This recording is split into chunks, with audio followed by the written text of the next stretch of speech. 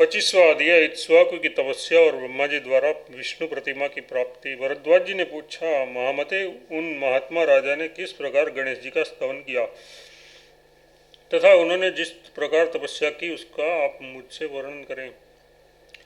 श्री सूत जी बोले, द्विज, गणेश चतुर्थी के दिन राजा ने त्रिकाल स्नान करके रक्त वस्त्र धारण किया और लाल चंदन लगाकर मनोहर लाल फूलों तथा रक्त चंदन मिश्रित जल से गणेश जी को स्नान करा के विधिवत उनका पूजन किया। स्नान कराने के बाद उनसे श्रीअंगों में लाल चंदन लगाया, फिर रक्त पुष्पों से उनकी पूजा की। तदनंतर उन्हें द्रुत और चंदन मिला हुआ धूप निवेदन किया। अंत में हल्दी, घी और गुड़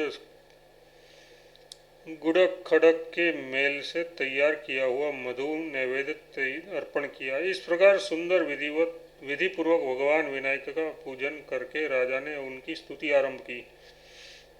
इक्ष्वाकु बोले, मैं महान देव गणेश जी को प्रणाम करके उन विघ्नराज का स्तवन करता हूँ जो महान देवता एवं गणों के स्वामी हैं, सूरवीर तथा अपराजित हैं और अज्ञान वृद्धि करने वाले हैं, जो 1, 2 तथा 4 दांतों वाले हैं, उनकी 4 भुजाएं हैं, जो 3 नेत्रों से युक्त और हाथ में त्रिशूल धारण करते हैं, जिनके नेत्र रक्त वर्ण है, जो वर देने वाले हैं, जो माता पार्वती के पुत्र हैं, जिनके सूप जैसे कान है, जिनका वर्ण कुछ कुछ लाल है, जो दंडधारी तथा अग्निमुख है एवं जिन्हें होम प्रिय है तथा जो प्रथम पूजित न होने पर मनुष्य के सभी कार्यों में विघ्नकारी होते हैं, उन भीमकाय और उग्र स्वभाव वाले पार्वती नंदन गणेश जी को मैं नमस्कार करता हूँ, जो मद से मत रहते हैं, जिनके नेत्र भयंकर है और जो भक्तों के विघ्न दूर करने वाले हैं, सैकड़ों सूर्य के समान जिनकी क्रांति है, खान से काटकर निकाले हुए कोयले की भांति जिनकी श्याम प्रभा है तथा जो विमल और शांत है, उन भगवान विनायक को मैं प्रणाम नमस्कार करता हूँ। मेरुगिरी के समान रूप और हाथी में मुख सदस्य मुख वाले कैलाशवासी गणपति को नमस्कार है। विनायक देव, आप वीरधारी और ब्रह्मचारी हैं, भक्तजन आपकी स्तुति करते हैं, आपको बारंबार नमस्कार है। पुराण पुरुष, आपने पूर्ववर्ती देवताओं का कार्य सिद्ध करने के लिए हाथी का स्वरूप धारण करके समस्त दानवों को भयभीत किया था। शिवपुत्र, आपने इस ऋषि और देवताओं पर अपना स्वामित्व प्रकट कर दिया है, इससे देवगण आपकी प्रथम पूजा करते हैं। सर्व विघ्नेश्वर, यदि मनुष्य रक्त वस्त्र धारण कर नियमित आहार करके अपने कार्य की सिद्धि के लिए लाल पुष्पों और रक्त चंदन युक्त जल से चतुर्दशी के दिन तीनों काल या एक काल में आप कामरूपी सर्वज्ञ गणपति का पूजन करे तथा आपका नाम जपे, तो वह पुरुष राजा, राजकुमार, राजमंत्रियों को राज्य अथवा समस्त राष्ट्र सहित अपने वश में कर सकता है। विनायक, मैं आपकी स्तुति करता हूँ। आप मेरे द्वारा भक्तिपूर्वक स्तवन एवं विशेष रूप से पूजन किए जाने पर मेरी तपस्या के विघ्न को दूर कर दे। संपूर्ण तीर्थों और समस्त यज्ञों में जो फल प्राप्त होता है, उसी फल को मनुष्य भगवान विनायक का स्तवन करके पूर्ण रूप से प्राप्त कर लेता है। उस पर कभी संकट नहीं आता, उसका कभी तिरस्कार नहीं होता और न उसके कार्य में विघ्न ही पड़ता है। वह जन्म लेने के बाद पूर्व जन्म की बातों को स्मरण करने वाला होता है। जो प्रतिदिन इस स्तोत्र का पाठ करता है, वह 6 महीनों तक निरंतर पाठ करने से गणेश जी से मनोवांछित वर प्राप्त करता है और 1 वर्ष में पूर्णतः सिद्धि प्राप्त कर लेता है। इसमें तनिक भी संशय नहीं है। सूत जी बोले, द्विजोत्तम गण, इस प्रकार राजा इक्ष्वाकु पहले गणेश जी का स्तवन करके फिर तपस्वी का वेश धारण कर तप करने के लिए वन में चले गए। सांप की त्वचा के समान मुलायम एवं बहुमूल्य वस्त्र त्याग कर वे श्रेष्ठ महाराज कमर में वृक्षों की कठोर छाल पहनने लगे। दिव्य रत्नों के हाथ और कड़े निकालकर हाथ में अक्षसूत्र तथा गले में कमल गट्ठों की बनी हुई सुंदर माला धारण करने लगे। इस प्रकार वे नरेश मस्तक पर से रत्न तथा सुवर्ण से सुशोभित मुकुट, हटाकर वहां तपस्या के लिए जटाजुट रखने लगे। इस प्रकार वशिष्ठ जी के कथनानुसार तापस वेश धारण कर तपोवन में प्रविष्ट हो वे शाक और फल मूल का आहार करते हुए तपस्या में प्रवृत्त हो गए।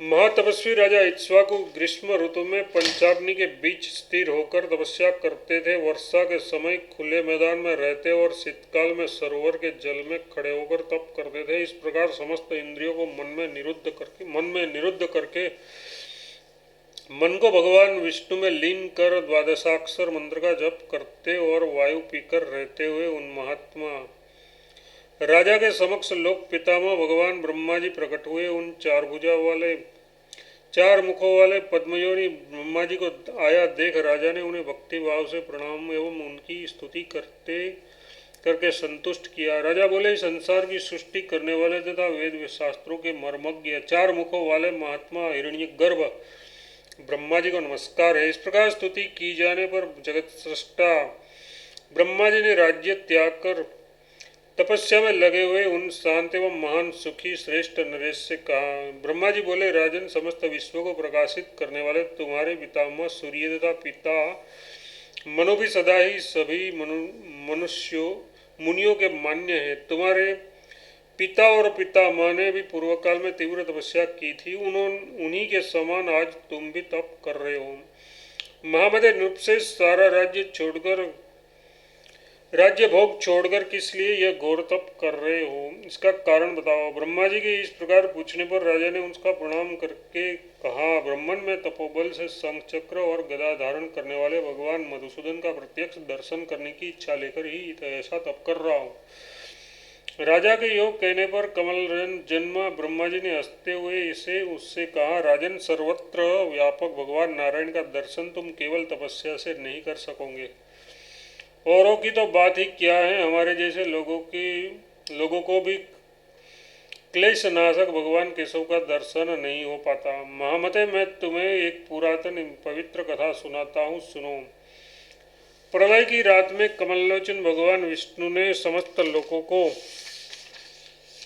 अपने में लीन कर लिया और सनंदन आदि मुनियों से अपनी स्तुति सुनते हुए वे अनंत नामक शेष नाग की सैया पर योग निद्रा का आश्रय ले सो गए। राजन, उन सोए हुए भगवान की नाभि से प्रकाशमान एक बहुत बड़ा कमल उत्पन्न हुआ। पूर्व काल में उस प्रकाशमान कमल पर सर्वप्रथम मुझ वेदवेता ब्रह्मा का ही आविर्भाव हुआ। तत्पश्चात नीचे की ओर दृष्टि करके मैंने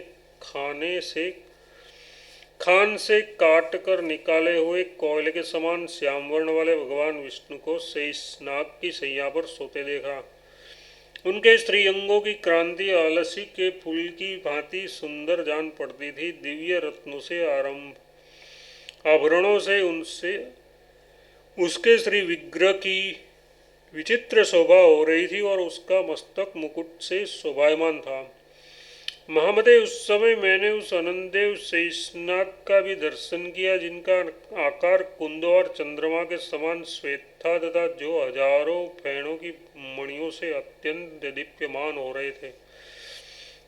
नृपसेन क्षण भर ही वहाँ उन्हें देखकर मैं फिर उसका दर्शन न पा सका, उससे अत्यंत दुखी हो गया। तब मैं कौतूहलवश निरामय भगवान नारायण का दर्शन करने के लिए कमलनाल का सहारा ले वहाँ से नीचे उतरा, परंतु राजेंद्र उस समय जल के भीतर बहुत खोजने पर भी मैं उन नारायणपति लक्ष्मीपति का पुनः दर्शन न पा सका। तब मैं फिर उसी कमल का आश्रय ले वासुदेव के उसी रूप का चिंतन करता हुआ उसके दर्शन के लिए बड़ी भारी तपस्या करने लगा। तत्पश्चात अंतरिक्ष के भीतर से किसी अव्यक्त शरीर वाली वाणी ने मुझसे कहा, ब्राह्मण, क्यों व्यर्थ क्लेश उठा रहे हो? इस समय मेरी बात मानो, बहुत बड़ी तपस्या से भी तुम्हें भगवान विष्णु का दर्शन नहीं हो सकेगा। यदि यहाँ शुद्ध स्फटिक मणि के समान श्वेतनाग सैया पर शयन करने वाले भगवान विष्णु का दर्शन करना चाहते हो तो उनके आज्ञानुसार सृष्टि करो। महामते, तुमने सांग धनुष्य धारण करने वाले उन भगवान का जो अंजन पूज के समान श्याम सुषमा से युक्त तथा स्वभावतः प्रतिभाशाली रूप विमान मतलब शेष शैया पर स्थिर देखा है, उसका आलस्य रहित होकर भजन ध्यान करो, तब उन माधव को देख सकोगे। राजन, उस आकाशवाणी द्वारा इस प्रकार प्रेरित हो मैंने निरंतर की जाने वाली तीव्र तपस्या का अनुष्ठान त्याग कर इस जगत के प्राणियों की सृष्टि करके स्थिर होने पर मैं हृदय में प्रजापति विश्वकर्मा का प्रागट्य हुआ। मेरे हृदय में प्रजापति विश्वकर्मा का प्रागट्य हुआ। उन्होंने अनंत नामक शेषनाग और भगवान विष्णु की दो चमकीली प्रतिमा बनाई। नरेश्वर, मैंने पहले जल के भीतर शेष शैया पर जिस रूप में देख चुका था, उसी रूप में भगवान श्रीहरि की वह प्रतिमा बनाई गई थी। तब मैं उन श्रीहरि के उस त्रिविग्रह की भक्ति पूर्वक पूजा करके और उन्हीं के प्रसाद से श्रेष्ठ तपरूप परम उत्तम ज्ञान प्राप्त करके विकार रहित नित्यानंदमय मोक्ष सुख का अनुभव करने लगा। राजेश्वर, इस समय मैं तुम्हारे हित की बात बता रहा हूँ, सुनो। राजन, इस घोर तपस्या को छोड़कर अब अपनी पुरी को लौट जाओ। प्रजाओं का पालन करना ही राजा का धर्म तथा तप है। मैं सिद्धों और ब्राह्मणों सहित उस विमान को जिस पर भगवान की प्रतिमा है तुम्हारे पास भेजूंगा। उसी में तुम सुंदर बाह्य उपचारों द्वारा उन देवेश्वर की आराधना करो।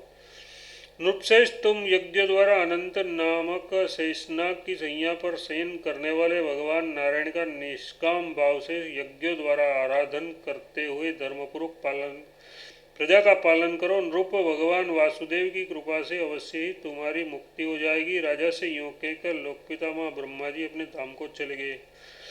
द्विज, ब्रह्मा जी के चले जाने पर राजा इक्ष्वाकु उनकी बातों पर विचार ही कर रहे थे, तब तक उसके समक्ष वह विष्णु और अनंत की प्रतिमाओं का शुभ विमान जिसे ब्रह्मा जी ने दिया था सिद्ध ब्राह्मणों सहित प्रकट हो गया। उस भगवान पुरुषोत्तम का दर्शन करके उन्होंने बड़ी भक्ति के साथ उन्हें प्रणाम किया तथा साथ में आए हुए ऋषियों तथा ब्राह्मणों को भी नमस्कार करके वे उस विमान को लेकर अपनी पुरी को गए। वहां नगर के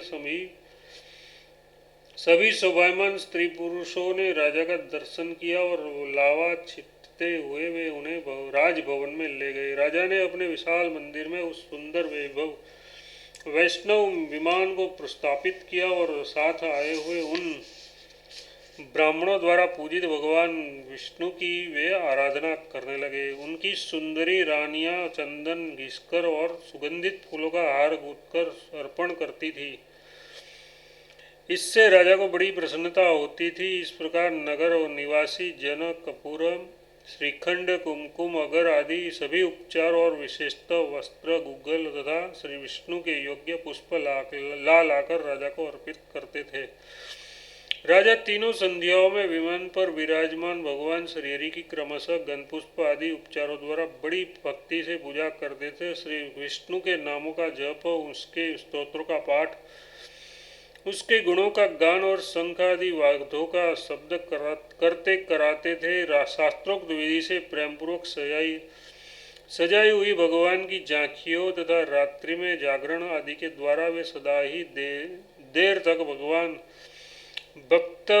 भगवत संबंधी उत्सव कराया करते थे। निष्काम भाव से किए गए यज्ञ, दान तथा धर्माचरणों द्वारा उन सर्वदेव में भगवान विष्णु को संतुष्ट करके राजा ने परम उत्तम ज्ञान प्राप्त कर लिया। यज्ञों का अनुष्ठान, पृथ्वी का पालन और भगवान केशव का पूजन करते हुए राजा ने पितृगणों की तृप्ति के निमित्त श्राद्ध आदि कर्म करने के लिए पुत्र को उत्पन्न किया और केवल ब्रह्म का चिंतन करते हुए ध्यान के द्वारा ही शरीर का त्याग कर भगवान विष्णु के धाम को प्राप्त कर लिया। इस प्रकार राजा इक्ष्वाकु अनंत दुखों से पूर्ण संसार का त्याग करके अशोक, अमल, विशुद्ध, शांत एवं सच्चिदानंदमय विष्णु पद को प्राप्त हो गए। इस प्रकार श्री नरसिंह पुराण में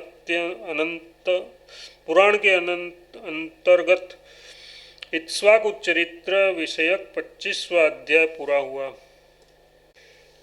26वां अध्याय इक्ष्वाकु की संतति का वर्णन से सूत जी बोले, इक्ष्वाकु के ज्येष्ठ पुत्र का नाम था विकुक्षी। वह अपने पिता के मुक्ति हो जाने पर महर्षियों द्वारा राज्य पद पर अभिषिक्त हुआ और धर्मपूर्वक पृथ्वी का पालन करने लगा।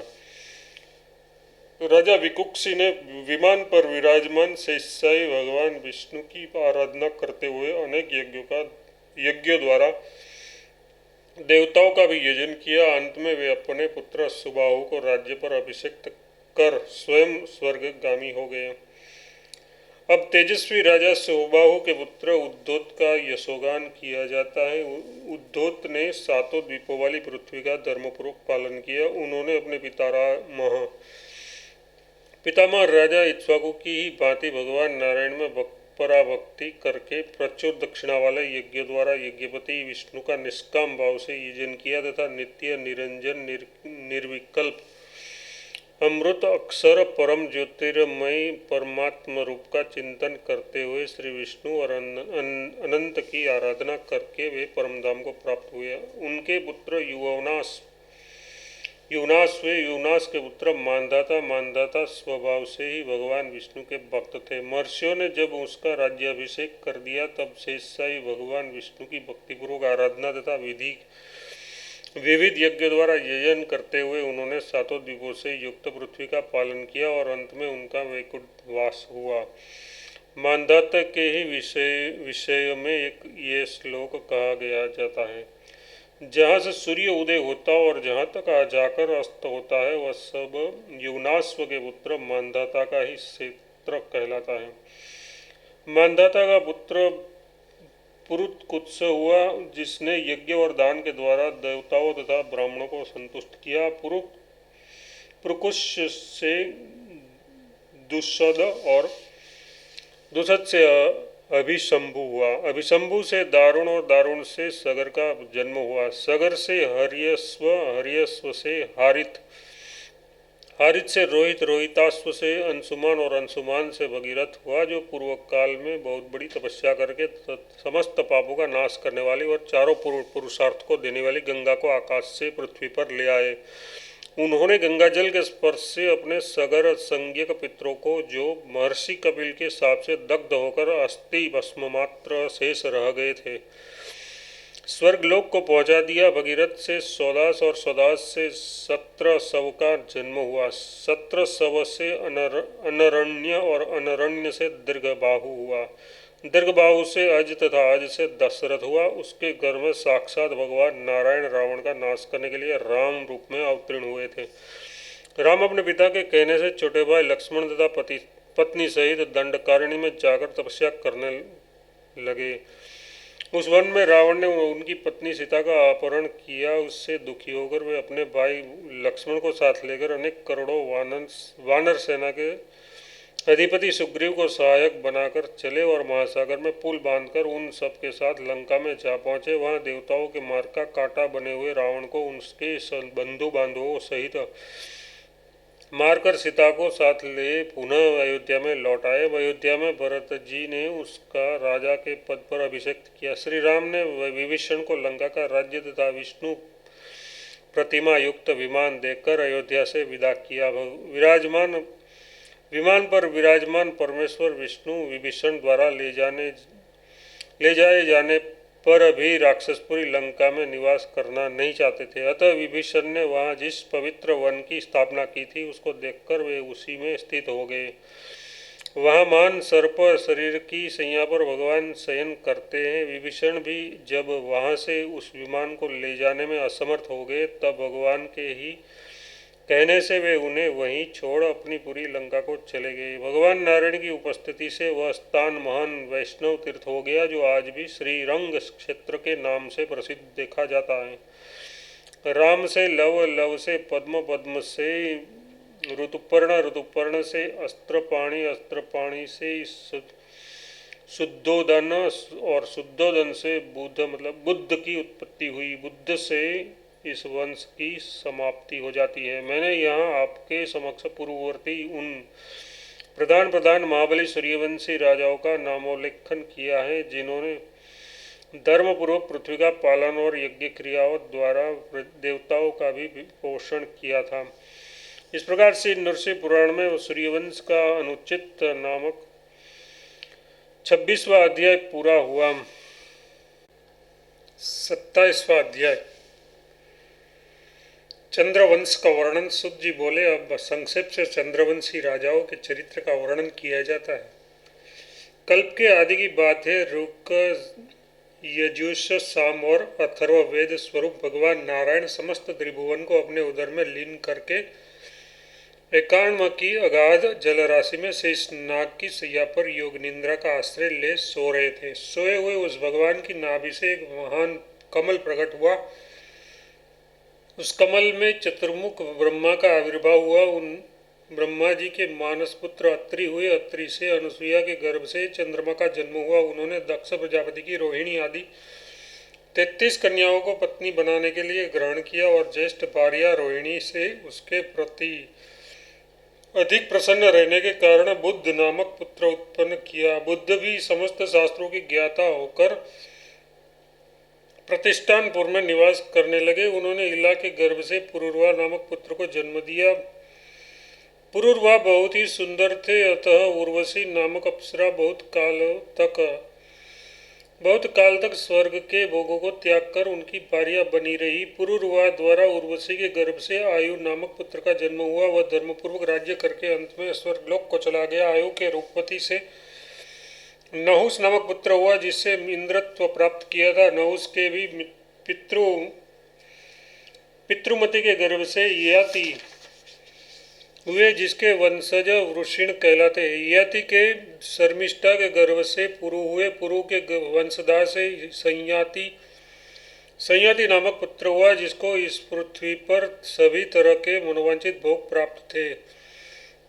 संयाति से भानुदत्ता के गर्भ से सर्वाभौम नामक पुत्र हुआ। उससे संपूर्ण पृथ्वी का धर्मपूर्वक पालन करते हुए यज्ञ दान आदि के द्वारा भगवान नरसिंह की आराधना करके सिद्धि मुक्ति प्राप्त कर ली। उपयुक्त सार्वभौम से वैदेही के गर्भ से भोज उत्पन्न हुआ। उससे जिसके वंश में कालनेमी नामक राक्षस, जो पहले देवासुर संग्राम में भगवान विष्णु के चक्र से मारा गया था, कंस के रूप में उत्पन्न हुआ और वृषिण वंशी वसुदेव नंदन भगवान श्री कृष्ण के हाथ से मारा जाकर मृत्यु को प्राप्त हुआ। भोज की पत्नी कालिंगा से दुष्यंत का जन्म हुआ। वह भगवान नरसिंह की आराधना करके उनकी प्रसन्नता से धर्मपूर्वक निष्कंटक राज्य भोगकर जीवन के अंत में स्वर्ग को प्राप्त हुआ। दुष्यंत को शकुंतला के गर्भ से भरत नामक पुत्र प्राप्त हुआ। वह धर्मपूर्वक राज्य करता हुआ प्रचुर दक्षिणा वाले यज्ञों से सर्वदेवमय भगवान विष्णु की आराधना करके धर्माधिकार से निवृत्त एवं ब्रह्म ध्यान परायण हो अपरम ज्योतिर्मय वैष्णव धाम में लीन हो गया। भरत के उसकी पत्नी आनंदा के गर्भ से अजमीठ नामक पुत्र हुआ। वह परम वैष्णव था। राजा अजमीठ भगवान नरसिंह की आराधना से पुत्रवान होकर धर्मपूर्वक राज्य करने के पश्चात श्री विष्णु धाम को प्राप्त हुआ। अजमीठ के सुदेवी के गर्भ से वृषिण नामक पुत्र हुआ। वह भी बहुत वर्षों तक धर्मपूर्वक राज्य करता रहा। दुष्टों का दमन और सज्जनों का पालन करते हुए उसने 7 द्वीपों से युक्त पृथ्वी को अपने वश में कर लिया था। वृषिण के उत्सर्ग के गर्भ से प्रत्यंच नामक पुत्र हुआ। वह भी धर्मपूर्वक पृथ्वी का पालन करता था। उसने प्रतिवर्ष ज्योतिष्टोम याग का अनुष्ठान करते हुए आयु का अंत होने पर निर्वाण पद मोक्ष प्राप्त कर लिया। प्रत्यंच को बहुरूपा के गर्भ से शांतनु नामक पुत्र प्राप्त हुआ, जिसमें देवताओं के दिए हुए रथ पर चढ़ने की पहले शक्ति नहीं थी, परंतु पीछे उस पर चढ़ने की शक्ति हो गई। इस प्रकार से नरसिंह पुराण में सोमवंश वर्णन नामक 27वां अध्याय पूरा हुआ।